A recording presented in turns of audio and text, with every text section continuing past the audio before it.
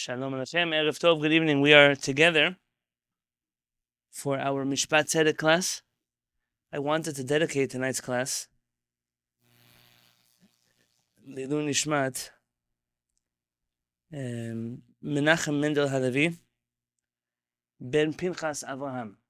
And I offer my condolences to Alex Bublik on the passing of his grandfather this week. His neshama should have an Aliyah Gan Eden, B'ezrat Hashem Yitbarach.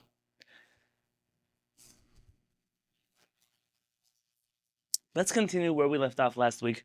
And maybe before I continue, I want to make it clear that my intention last week was not to be posel anybody, not to say anything about anybody's ketubot, not to tell you that any misadrei kiddushin are messing up all of your weddings. I simply was trying to bring some clarity to the halachot of what it means to be pasul edut, and how careful we have to be as Jews who are observant of halakha to observe all halachot, not just selectively whichever halachot we wish to observe.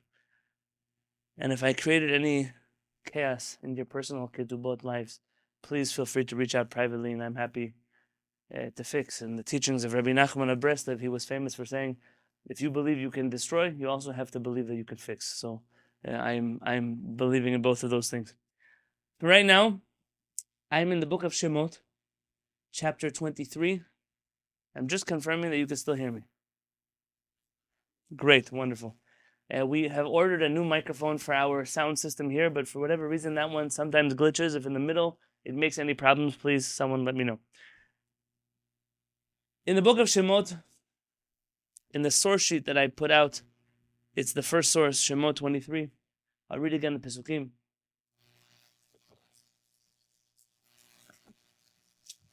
Lo tisa shema shav. אל תשת ידך עם רשעה להיות עד חמאס, לא תהיה אחרי רבים לרעות ולא תענה על ריב לנטות, אחרי רבים להטות. ודל לא תהדר בריבו, כי תפגע שור אויבך. That's the proper nikud under the letters, אויבך. או חמורו טועה, השב תשיבנו לו. Ki tireh hamor sonacha. We skipped those two pesukim for last week, and then pasuk 6. Lo tateh mishpat evyonecha berivo, midvar sheker tichak, v'naki v'tzadik al taharog, ki lo atzdik rasha. V'shochad lo tikach, ki hashochad ya'aver pikrim, v'yisalev divrei tzadikim. I wanted this week to go through those pesukim, step by step, lehalakha. No mefarshim, no halakha. What do these pesukim actually mean in rabbinic tradition? And so I put together the source sheet for you. If you ever wanted to learn the Torah, the halakha, this is a very easy way to do it. You open up your chumash, or if you want to use Sefaria, it would be even easier for you. And as you click through the pesukim, click on halakha. There's a halakha tab. Skip commentary, click halakha. Halakha, you're always going to see 3 references to the Rambam. The book of mitzvot, what they call positive mitzvot, or mitzvot aseh. I prefer active mitzvot. They have mitzvot lo taseh, what they translate as negative mitzvot. I prefer as possibly passive mitzvot. And then, last but not least, the Mishneh Torah. And you can click through every single pasuk that you study, what our Chachamim understood lehalacha, according to the law, from those pasukim. In the book of mitzvot, Rabbeinu HaRambam records 2 mitzvot that are connected here. Mitzvat lo ta'aseh 281 and mitzvat lo ta'aseh 286. One is that a rasha should not be a witness, and we spent much of last week discussing that. What does it mean a rasha should not be a witness? And number 2, not to listen to one of the litigants in the presence of the other, without the presence, meaning the absence of the other one. If you look with me into the Mishneh Torah, Hilchot Edut, laws of testimony, and that should be in your source sheet. Maybe let's not skip to Edut right away. Yeah, why not? Let's do Edut. Edut, chapter 10.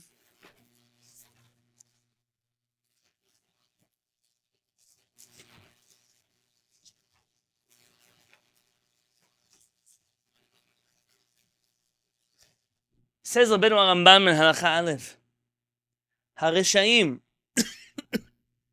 evil people, pesulin le'edut min Torah, are unable to serve as witnesses according to the Torah.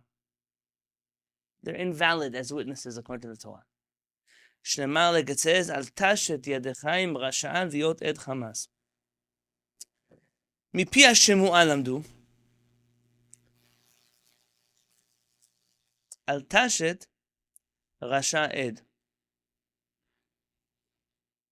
According to the oral tradition, we understand that we should not have a wicked person be a witness, not to join with him. ואפילו עד כשר, שידע בחברו שהוא רשע, ואין הדיינים מכירים רשעו, אסור לו להעיד עמו, אף על פי שהיא עדות אמת. If you are a tzaddik, and you are about to give testimony, and you know the other person, the dayanim think he's a tzaddik also, but really he's a rasha. But it doesn't matter, because what you're saying is true.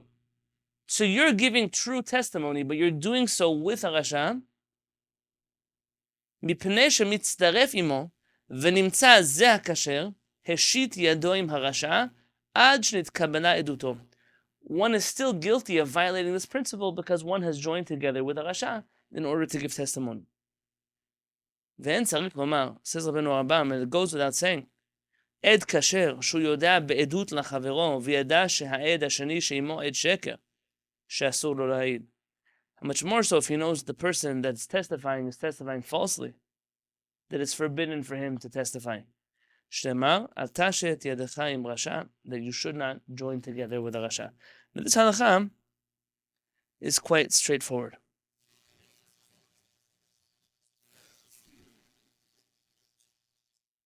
If we look into the laws of Sanhedrin, so where we're going to be focusing pretty much the rest of this entire course on, in chapter Chaf Aleph 21:7,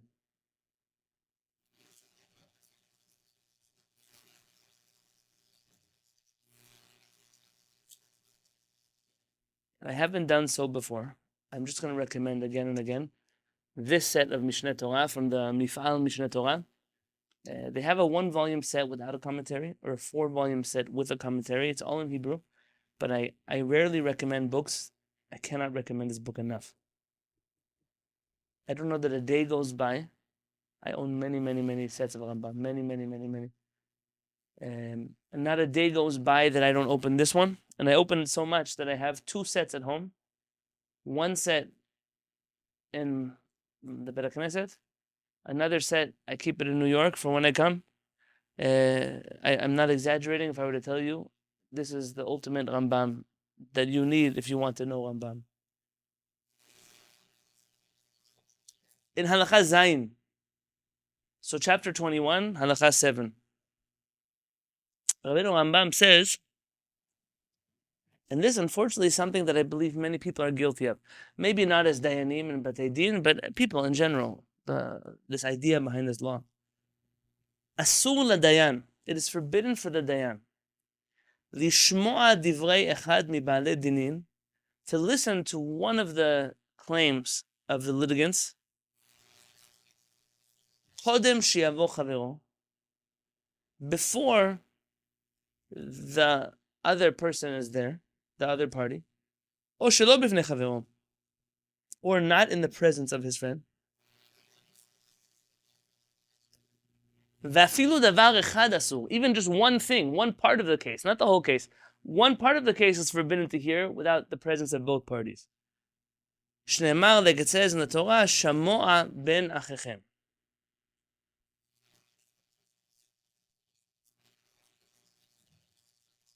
You must hear these words between your brothers, our Chachamim teach, and that means both of them have to be present.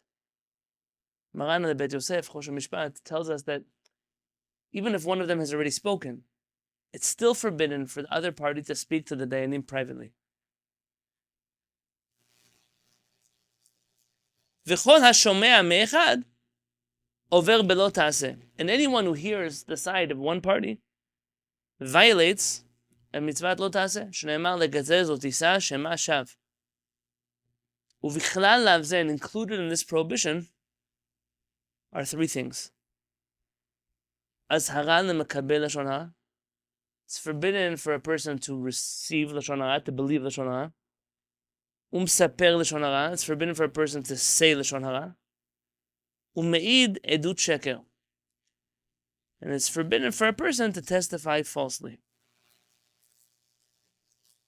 Let's leave that last sentence on the side for 1 minute. Let's continue the Rambam just one more step. וכן בעל דין מוזהר שלא ישמיע דבריו לדיינים קודם שיבוא חברו. Not only is it forbidden for the dayanim to hear one side without the other one being present, it's forbidden for one of the sides to speak to the dayanim previously. וגם על זה וכיוצא בו נאמר, and this is all included in what it says, מדבר שקר תרחק. One must stay away from those things that are false. How often does it happen that two people go to speak to a third party, and they realize very quickly that the third party knows more about the story than they should? That they have already heard one side of the story from somebody else. That one of the parties already went to speak to the dayanim or the rabbi or the therapist, whoever it might be, before the other one had a chance to speak. And this is all included in the biblical prohibition of Shamua ben Achichem, obligation, and the prohibition of Lo Tisa, Shema Shav.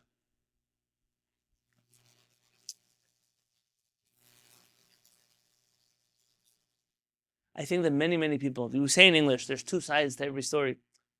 Even if one side of the story is wrong, it doesn't mean, though, that there is nothing to be learned from the other side of the story. And it says a lot about dayanim when they hear one person's story before they hear another person's. Give me 1 moment, please.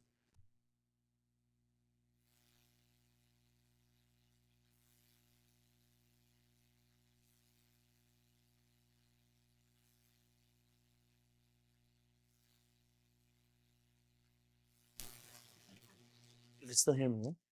We are therefore commanded to listen to both parties together, always in the presence of the other one.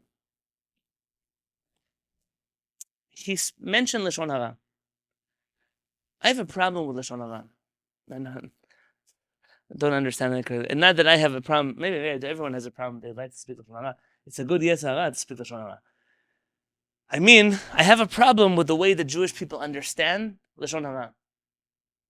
And perhaps, with your permission, I could take a tangent, just briefly, on Hilchot Lashon Hara. Are you okay with that? If Rabbeinu Rambam reads this into this text, it's important. I've been privy, over the years, to Hilchot Lashon Hara being used to cover up some of the most atrocious things that humanity can ever do to another. Everything you try to talk about, that's true, is going to be shut down because of, it's Lashon Hara, you can't speak about it.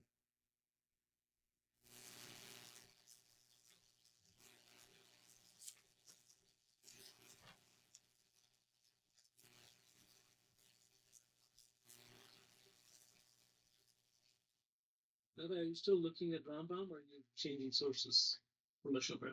I'll tell you what, I didn't tell you what sources we're up to. So when I get there, I will tell you. The pasuk, Lo Tisa Shema Shav. Rashi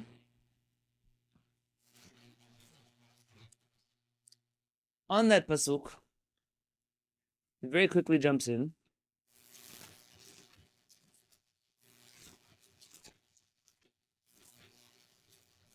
And he says,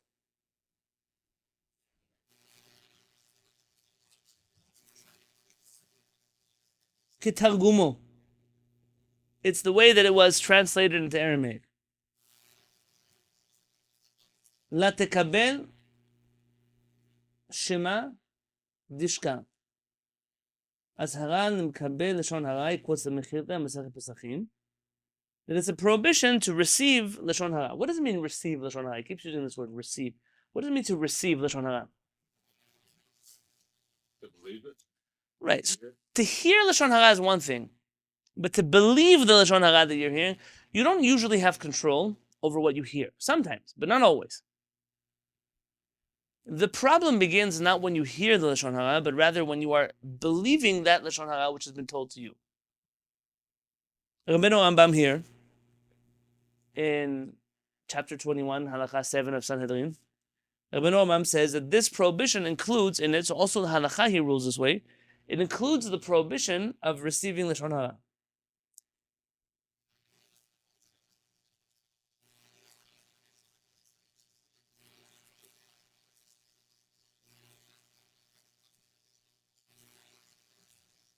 Let's look together in the Rambam, but in a completely different place. So I want to take out Hilchot Deot of the Rambam. So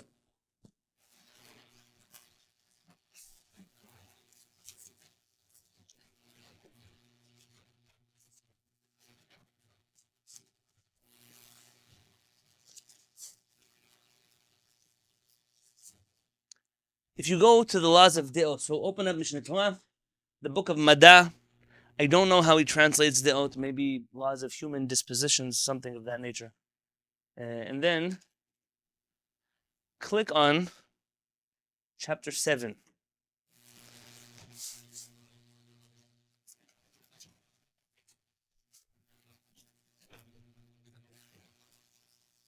In Halakha Aleph, Rabbeinu Rambam warns us about rechilut.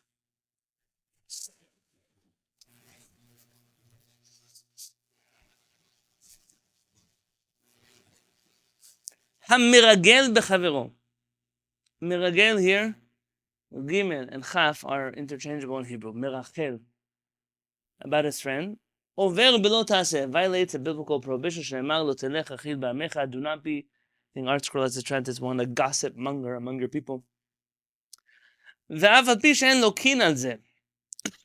Even though we don't get malkut from this. Avon gadol hu, it's a great sin. V'gorem laharog nefashot rabot misrael, and many Jewish souls die from this. L'chach nismach lo. That's why immediately after this in the Torah it says, Lo ta'amod al dam re'echa. Do not stand idly by your brother's blood. Tzeh ulmad. Learn this from the Mikra. Whenever the Rambam says Tzeh ulmad, he's trying to tell you, go look in the Tanakh. Look in the Mikra. Ma era ledoeg ha'adomi. What happened to Doeg ha'adomi? Also you could say Edomi. But tell me about Doeg ha'adomi. Tell me about him. Someone want... who's my Tanakh person here? Someone tell me the story.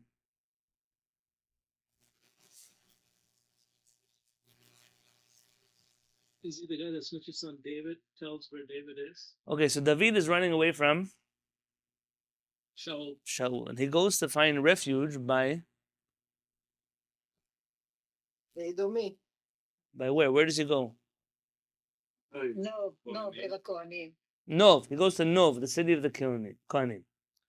Doeg, who's one of the servants of Shaul HaMelech, he sees that Achimelech, who's the Kohen, took in David. Now, did Achimelech know that David was running away from Shaul? No. He didn't know. But Doeg went instead to Shaul and said, look, he is harboring your enemy. And he neglected to mention to him that he didn't know that he was committing a crime. And so what did Shaul do? He killed all the Kohanim. You know. Shaul massacres the entire city of Nov, the city of Kohanim. It's a horrible thing. And all that happened because Doeg told Rechilut. He went, he shared a story, it wasn't accurate, and that got everybody in the city killed. And by the way, there's more people who get killed from this story. Tell me how it's Midgaliel. I'm sure you took a class with the Rabbanit once about the story. The story can... Converts, or, that Who? complained that they were Very good. that now they don't have a job. Very good. So the Gerim from the times of Yehoshua, who were they? They were the... No, the group that pretended that they came from far away. Who are they? The Givonim. Remember the story with Yehoshua? The Givonim who came, they tricked Yehoshua into letting them become Jewish. You guys remember the story? Yeah. Yeah. Yes, good, okay. So they join Am Yisrael falsely, under false pretenses. Yehoshua decides not to kill them, even though he said, what are they going to say about us, that we convert people to Judaism and then we kill them? And he decided to give them a job. The job was they would be the wood choppers and the water carriers for the Mikdash. So essentially, the employers of these Givonim were the Kohanim. They were paid for by the state, but the Kohanim were those who were responsible for employing them in the Beit HaMikdash. The Givonim then came to David later in history, and they told David, because Shaul killed us, we want to kill from his children. Remember the story? And most of the Chachamim don't believe that Shaul actually killed any Givonim, but rather, what was the problem?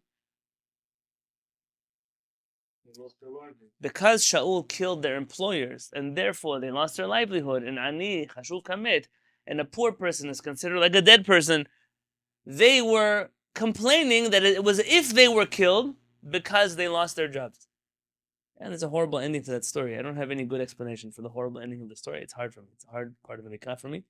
Nonetheless, what happens. Rabbani taught a shiur there in the writings of Rabbi Chaim David Halevi. What did Rabbi Chaim David Halevi learn from the story? Who was in her class and remembers?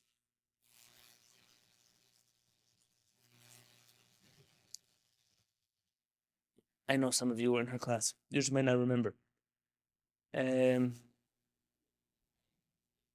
here, Rabbi Chaim David Halevi learns that the state has an obligation. I know some of you are not going to like it. The state has an obligation to take care of the welfare, the financial needs of its impoverished citizens.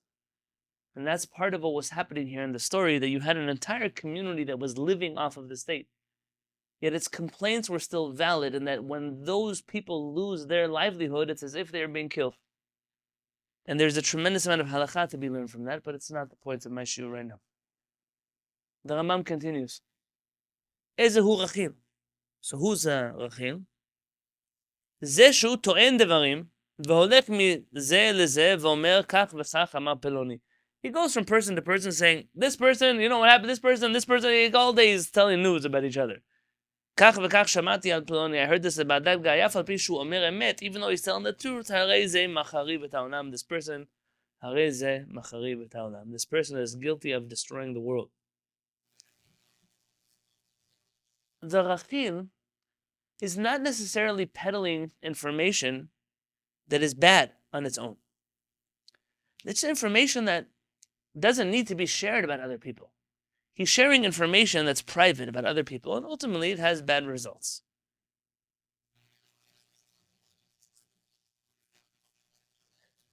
Says Rabbeinu Rambam, Yesh avon gadol mize ad me'od. There's an avera that is even greater than this. V'hu bichlal lav zeh, and it's included in this prohibition. V'hu lashon hara, and that is what we know as lashon hara. V'hu ha'mesaper bignut chavero, and this is a person who speaks bad about his friend. Af al pi she'amar emet, even though what he's saying is true. So when you tell someone you're speaking lashon hara, their gut reactions to tell you, but it's true. Yeah, that's the point. That's the definition of lashon hara. Lashon hara is something that is harmful about somebody else, that is true. Aval ha'omer sheker, but someone who's lying, motzi shem ra al chavero nikra. He's referred to a person who is slandering, is defaming his friend's character falsely.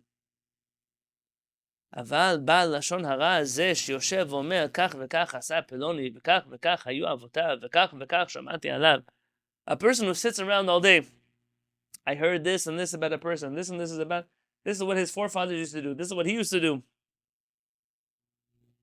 V'omer devarim shel gnai, and he says things that are harmful about this person. Al zeh katuv omer, that is what the Mikra says in Tehillim. Yachret Adonai kol siftei chalakot lashon medaberet gedolot.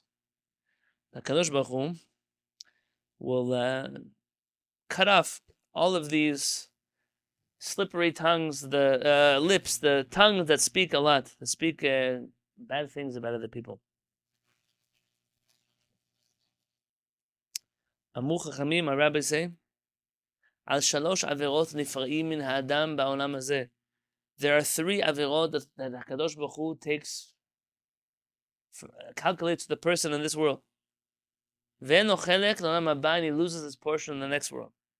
Avodah zara, idol worship, gilui arayot, and forbidden sexual relationships, ushfichut damim, and murder. V'lashon hara keneged kulam, and lashon hara is comparable to all of them.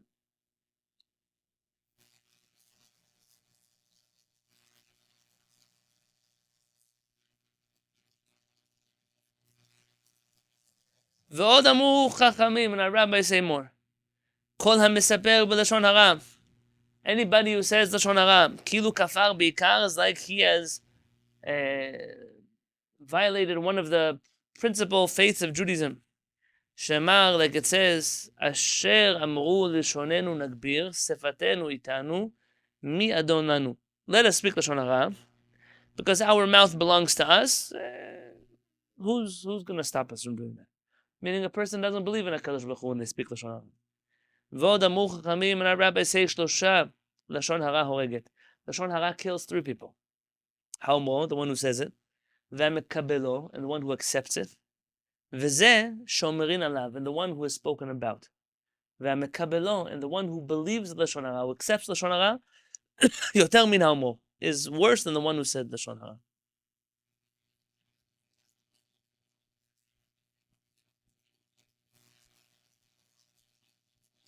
And that sentence is a controversial sentence. Why? Maybe in a different shiur. Can you count here for me how many halachot are in this chapter? Somebody?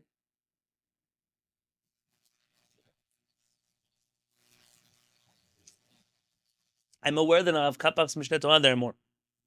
Tell me whatever Vilna you're looking at right now.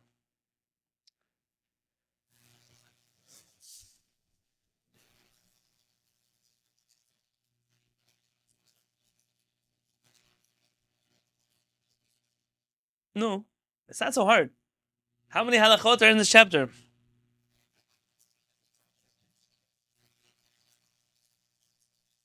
It's 7, but I think only the last 2 are not listed. Okay, can I? Chesky, I can give them 8. Can I give it 8? Can we pretend the last one is about Lashon Hara also? Let's pretend for 1 minute. Rabbeinu HaRambam has all of 8 halachot of Lashon Hara. 8. Chesky's right. 8 is not even one of those. Neither is 7, really. But this chapter has in it 8 halachot. Has anyone here ever studied the laws of Lashon Hara not in the writings of the Rambam? Have you ever been part of one of those daily Lashon Hara phone call groups, WhatsApp groups, daily Lashon Hara reminder after Shacharit groups? Any done any of those ever in your life? Okay. Okay. I'm sure that everybody has done one of those. Sefer Chavetz Chaim, all the Nitzol Shon Chamira, Avat Chaim, all kind of books that are written. If I were to tell you that the book of the Chavetz Chaim on Lashon Hara,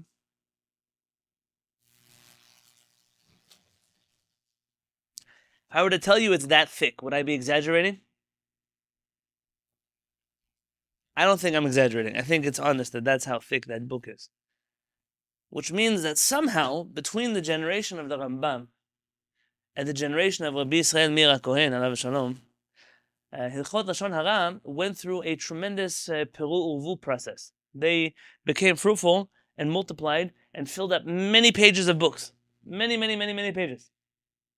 And it does a few things. Number one, the feeling you get when you study Hilchot Lashon Hara is, I will never, ever be allowed to speak again. Period. Just be quiet. Number two, I will never remember all of these halachot because it's way too complicated to remember everything that is forbidden for me to say. Let me just not talk. Number three, really bad people. Really bad people rely on your fear of speaking Lashon Hara to get away with all kinds of horrible, terrible things that they do to other people because they know that Chas v'Shalom, we won't speak Lashon Hara about them. And so I wanted, with your permission, to teach you Hilchot Lashon Hara in a few minutes in a way that you can remember and in a way that's not going to complicate your life too much.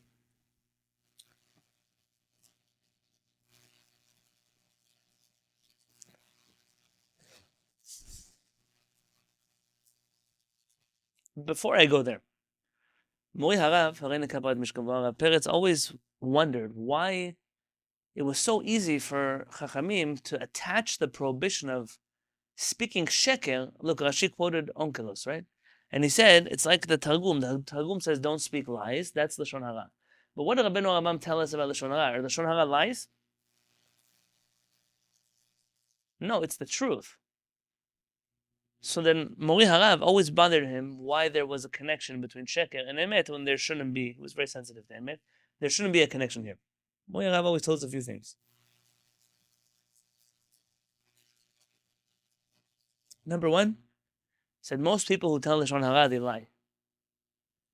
Because even what they say, they start to believe some of the lies they've made up about other people. Or they decide to manipulate the words that they're saying. They exaggerate what they're saying. Maybe the people have done teshuvah since they said it, so they're saying true things, but they're not relevant anymore.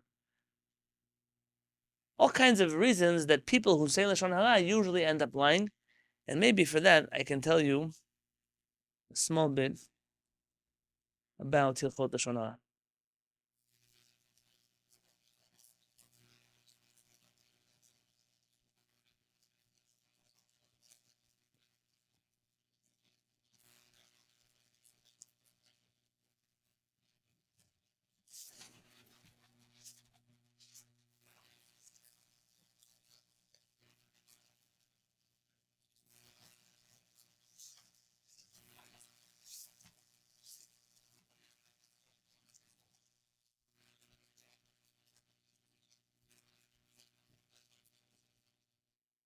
Give me a second. I'm trying to find my notes here.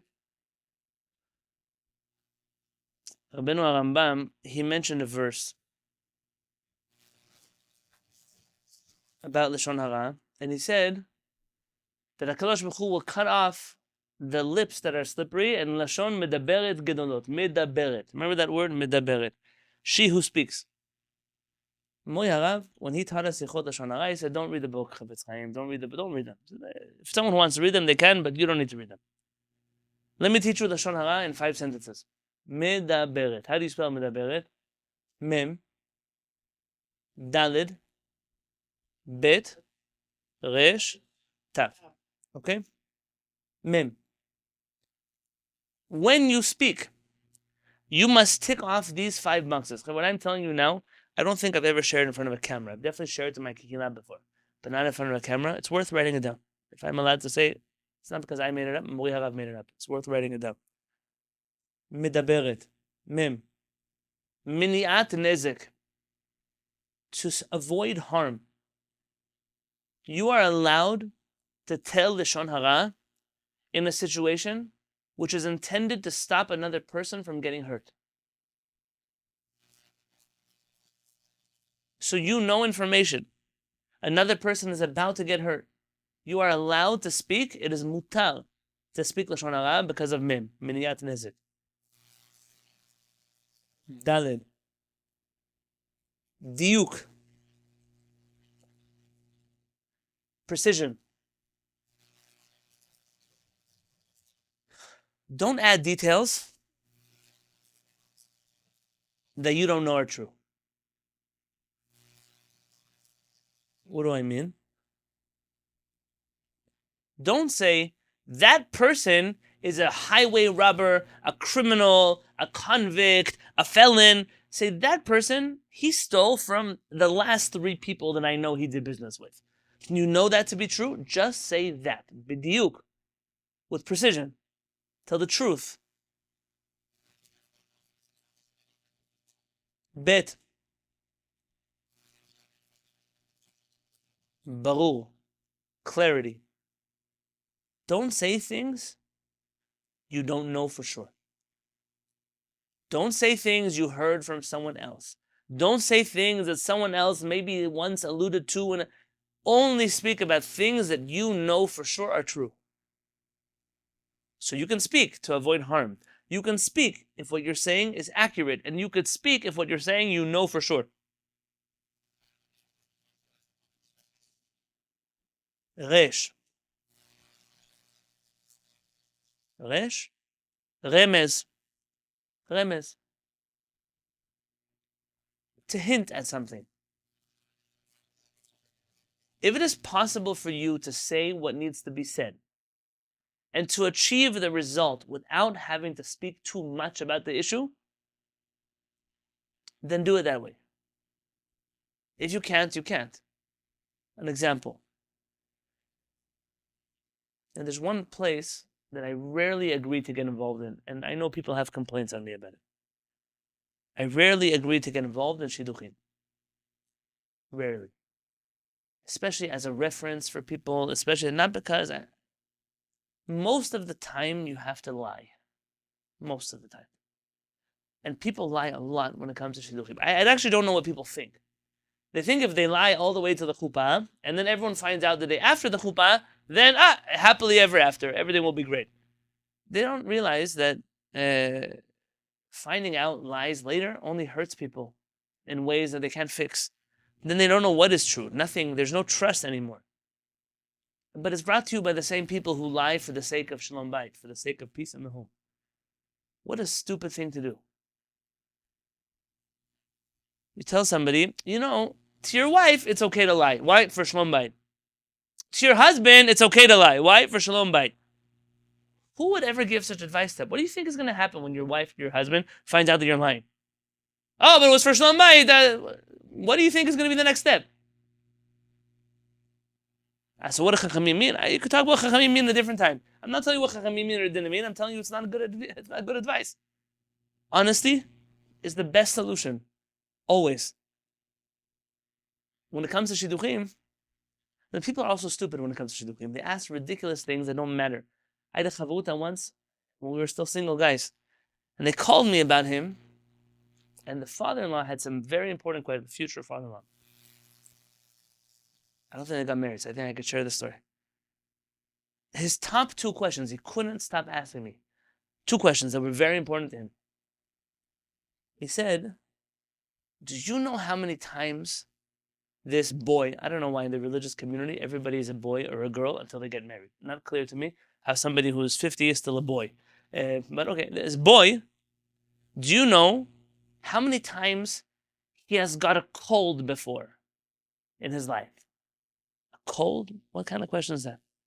I'm sure he gets under the... But how many times in the years that you have known him has he suffered from a cold? I'm not his doctor. I'm sure there's something you can ask. I'm sure if you ask him, he could tell you. What does it have to do with anything? Important questions. Second question. When you learn with this boy, and you get stuck in a Gemara, which mefarshim does he go get from the bookshelf? Which commentaries does he go get? And at that point, I was very upset. And I said, is your daughter looking for a chavruta? Because I have some good chavrutas we can suggest. Or is she looking for a husband? What's your daughter looking for? And what is that relevant to the kind of person you're going to... Instead of asking me if he goes to get the K'tot HaChoshen or Chaim Brisk or Bekiv Eger, ask me, is he going to hit his wife? Is he going to scream at his wife? Is he going to be a rasha that goes around? Ask me, those are important questions. But that question of which commentary in the Talmud is going to open, I promise you it will do nothing for his marriage. What is important to this conversation? So I usually don't get involved. But when you get involved, there are shidduchim, and you see 2 people trying to get involved in a shidduch. And you know that the person is good for nothing. I'm not talking to you the family. I'm not talking to you about the history. I'm talking about the person. You know this person and that person. It's only going to be bad for them if they marry each other. That's a big call, by the way. It's a big risk. You're not talking about people who are a day away from their wedding. In the non-Jewish wedding ceremony, if anybody has any objections, say it now or forever hold your peace. At the chuppah, it's too late to talk. You should do that before the engagement party. Now it's already chalam. What are you going to do? The people are getting married now. The wedding, everything's paid for. But you have a couple in front of you. They're thinking to date each other. They come to you for advice. The easiest thing to do is to say, I don't think it's a good idea. And let's say you're their rabbi, you're their parent, you're their teacher, you're their older sibling. And you're saying, I don't think it's such a good idea. That's enough for them to be dissuaded from the idea. That's all you need to say. Don't say more. You don't need right now to spill out the chatan or the kala's whole history and their life and their problems. You don't have to do it. It's not your information to peddle. But if You know that by saying it's not a good idea, nothing is going to work, and you have to tell the truth. So tell the truth, but do it in order to avoid damage, and do it accurately, and do it clearly. Only things that you know for sure, and try as much as you can to not spill all the bad things about a person. Not everybody's information has to be out in the whole world.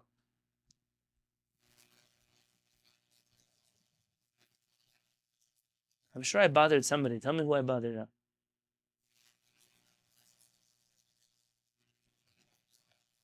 No, okay, maybe Baruch Hashem. I'll tell you the truth, it's not worth it. It's not worth it to lie so that people can get married. It's not worth it. They're going to find out. And then horrible things will happen to them. They'll suffer horribly from it. Marriage is a beautiful thing. It's a beautiful thing when you see two people who really love each other, who really want to build a home together. It's hard enough with two good people, but you know that one of the people, Rasha, one of them is a bad person. They want to hurt the other person. Why would you?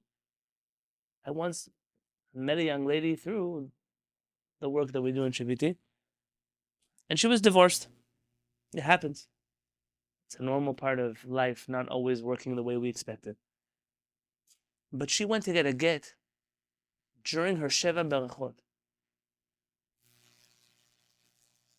She came home the night of the wedding, and he was drunk, and he beat her. By the way, the Rosh Yeshiva who set them up, when asked about this boy, he said in these words, he's going to be the next Gadol Hador. He's going to be the next giant of the generation. Yeah, giant. I mean, he meant he was going to be a wrestler. This kind of guy. What does it mean, giant? The night of the wedding. The night of the wedding. In the morning, when he was sober and she was hurt. Big mistake. She said, but why? So why did you marry me? And he told her, my family told me that you are so naive that you're like a blank piece of paper that I can do whatever I want with. That's why I married you. By day 7, she got a get. What is the status of this man? I'm not going to call him a boy. This man. What is his status? Why did she wait 7 days? It takes time. The Rabbanut, things take time. She moved out the next day, from what I understand. But the get took a long time. My question is why people lie.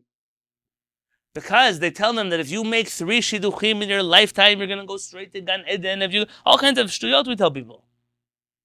Instead of saying you need 2 people who it's going to work with them. Why would you set up such a guy? That man is a rasha.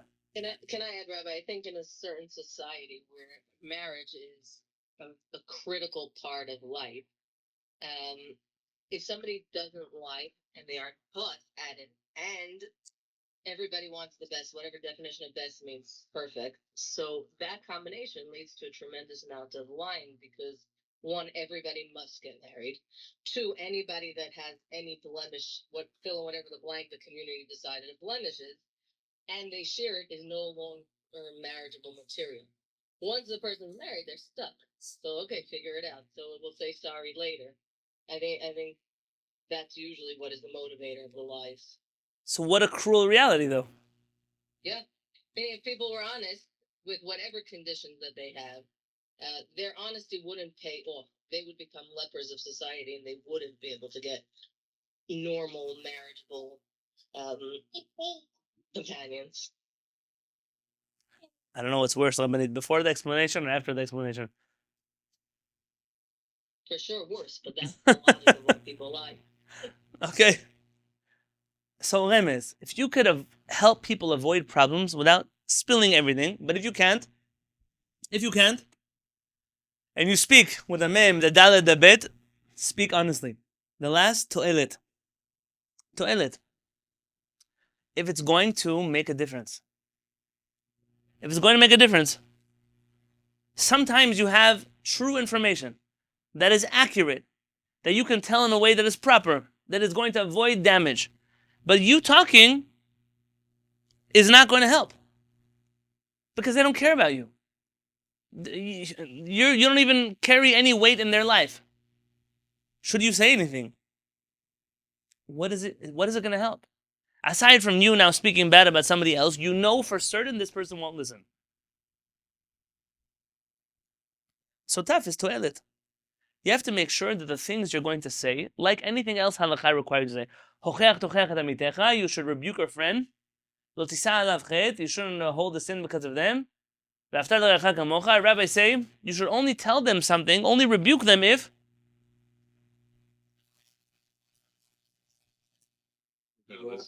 they're going to listen. If they're not going to listen to you, what does Shlomo HaMelech say? Al tochach let penis naeka. Don't rebuke a fool because he's just going to hate you for it. It's not going to help. It's not going to help. So this is the rule. Medaberet. Medaberet, I'm going to repeat. Mem, to avoid damage, to avoid problems. You're allowed to speak, to save a person from harm. Dalid, with diuk, with precision. Has to be accurate what you're saying. Bet, barur. It has to be clear to you that what you're saying is true, that you know first-hand information. Mori harav, varini kabad mishkavo to say, Keli sheni lo mavashel. A second cup on Shabbat doesn't cook. Don't be a kli sheni. Don't be a keli shadishi. You're a kli rishon. What you know, not hearsay. What you know for certain is what you say. Resh, if you can say it in a gentler, kinder way of allusion, say it. If not, speak clearly and accurately. And taf, last but not least, you have to be the kind of person that your words are going to matter to the person you are speaking to. To'elet.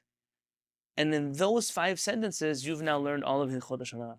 Don't read any other book. You don't need it. There's nothing that's written there that we didn't say right now.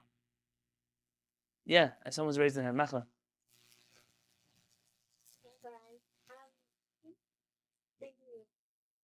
Especially the last law about making sure that you say that you can really believe that your words are going to have effect. What happens if the words don't have effect? What if you misunderstood your relationship with the person that you're speaking to and they disregard it? Are we both culpable? What's happening then? Right, so I don't think that's a good question. I don't think you retroactively become a speaker of Lashon Hara. I think if you think that your words are going to make a difference and they happen not to make a difference, then it happens. That's what happens. But there are some people, they like to talk only because they like to talk, not because they think their words are going to make any difference. And that's a very personal call. You have to know yourself well enough to be able to make that call. And I'll tell you, perhaps, there are people that this is a random person who sits next to you at the Beit HaKnesset who you say Shabbat Shalom to once a week. Likely, your words might not matter as much as you're their teacher. You're a really good friend of theirs. You're their parent. You're you're the rabbi. It's always, very often you see leadership gets away with, we didn't want to say Lashon Hara. You don't get to be off the hook. You're the one who has influence. If you really wanted this problem to stop, you could have stopped it. I once was with Mori Harav in this house. A couple had just come after they got divorced. Very hard. And after they got divorced, they were getting divorced. Bedin was involved. They were already involved in Bedin. And when they left, Mori Harav was very sad. And I said, Harav, what's going on? When this couple came to me to get engaged, I saw they were not a good fit. They just weren't. Nothing was compatible there. He said, but I tried, and I tried to hint to them and to speak to them, and they didn't want to hear it. They were so in love in the clouds with each other. So I decided, you know what? There's no toilet. I'm not going to ruin their life right now. They're happy that maybe they'll figure it out. That's how much they want each other. He said he feels bad because he should have spoken. He didn't speak. And I think that regret probably is worse. That I should have said something and I didn't say something. It's probably worse than I said something and they didn't listen. I think it's important, though, on a human level, to not be the I told you so person. People who say something and then things don't work out. See, I told you should listen to me. For whatever reason, I couldn't have listened to you then. I'd rather you be my friend now than, flash it in my face. But it's an important area of halakha. We speak about Lashon Hara a lot. Our communities, from the right to the left of the Jewish community, is riddled with problematic people. People who do tremendous damage to other people. And people know that they're defended automatically by the Jewish community because we will not speak about them. It's a horrible thing. It's a horrible thing. When the Rabbanit was researching her PhD research on suicide in the Hasidic community, Borough Park, there are obviously people that were not so excited about the research and others that really were. And the overwhelming feedback was positive. even if it was very difficult to hear. But the Rabbanim always made a point of these problems are human problems that exist everywhere. So there are crimes that happen everywhere. The problem is that sometimes inside of certain communities, people can get away with things that they otherwise cannot get away with in other communities. It's not that our problems are better or worse. I don't have those statistics to tell you. Are there more sexual predators in the Jewish community? Are there more child? I don't. I'm assuming that unfortunately we have the same problems like everybody else. But in most normal societies, when people like that are caught, they don't get promoted then to the Rosh Yeshiva, to the Av Bet Hadin, or to the head of the, child services department of the Jewish community. They usually get thrown out of the community or reported to the police or whatever is dealt with that afterwards. It's sick when inside of the Jewish community, people rely on these. It's Lashon Hara. Don't speak about this person. I'll tell you a story. I can tell you a story. There was a young lady connected to our Kehillat, Shiviti, around the world. She wanted to go through a giyur with our Bet Hadin. But it was very important for her that her giyur be recognized in the broader Orthodox community, so she wanted to go to, quote unquote, a mainstream Orthodox giyur. So she went.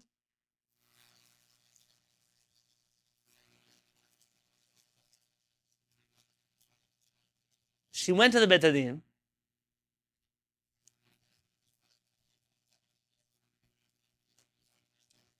And the rabbi in the Bet Hadin, one of them,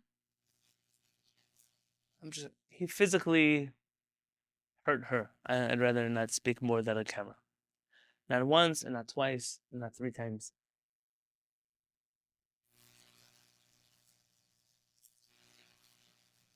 She came to speak with my wife and I. And obviously, first recommendation, file a police report, number 1. Recommendation number 2, leave the Bedin, leave that program. Recommendation number 3, we're going to speak with the Bedin to get this guy in trouble. Filed the police report. Unfortunately, in this country, it seems like the justice system is not always so just. Number 2, she did leave the Guru program. Number 3, the Bedin was like, we don't believe it. It can be. The guy said it's tzaddik. These things happen all the time. She's not even Jewish. No, I didn't want to. I didn't want to go there. Hashem Yishmo, right? All of these things. The rabbi told her what a great neshama she has. Such a special neshama. All the creepy things that people say. And you think to yourself, why might people have decided to harbor the worst of the worst possible? Why? For what reason? Don't speak Lashon Hara. Don't say for what? This commandment here is connected intrinsically to Mishpat Tzedek. It's the same dayanim that are commanded to listen to both sides of the story. The same dayanim that are commanded not to listen to sheker are the same ones that are commanded not to accept Lashon Hara. You can't be in a reality where bad people get away with everything and they rely on our communities being so safe for them. It's tremendously embarrassing to me that in the world it's known that Israel is a safe haven for sexual predators. Everybody knows that. Everybody knows. It's the one country that you get to move to and you get to change your name and you get to make up a whole new identity and you don't even have to prove your legal background. You just have to stand in front of a lawyer and promise you don't have any criminal record. And it's the one country that makes extradition very difficult because they try to protect Jews from all kinds of other problems in the world. And it already has a reputation that people who commit these kind of crimes run away to Israel. Shem Yishmo. The whole book of Echa is written about that. It's a tragedy.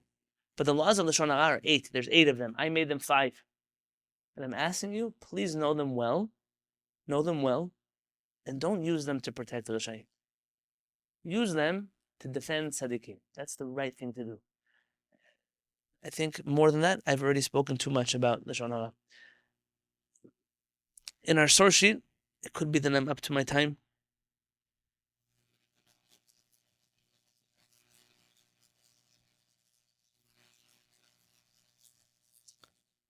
Okay, I'm not we have all of our life to learn together. So I'm not in a rush to add in 1,000 more sources here into the source sheet. Next week, B'ezrat Hashem, I'm baking matzot next Sunday.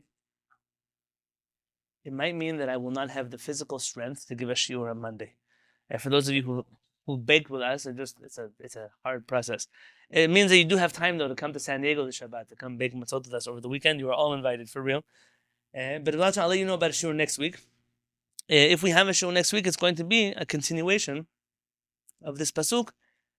Definitely how the Sanhedrin makes decisions regarding capital punishment. You have an interesting complication of we don't follow a majority to do wrong, but we do follow a majority. So when does the Sanhedrin follow a majority? And when does the Sanhedrin determine what something is wrong that they don't follow the majority? And these halachot are also very vague, and I'm hoping next week to clarify them for everybody. But for right now, I'm going to wish everybody a Laila Tov. If there's any questions or comments, I'm here to answer them. Thank you so much for learning Torah with me today, and I hope, really, I hope to see most of you in person on the 31st of March. B'ezrat Hashem.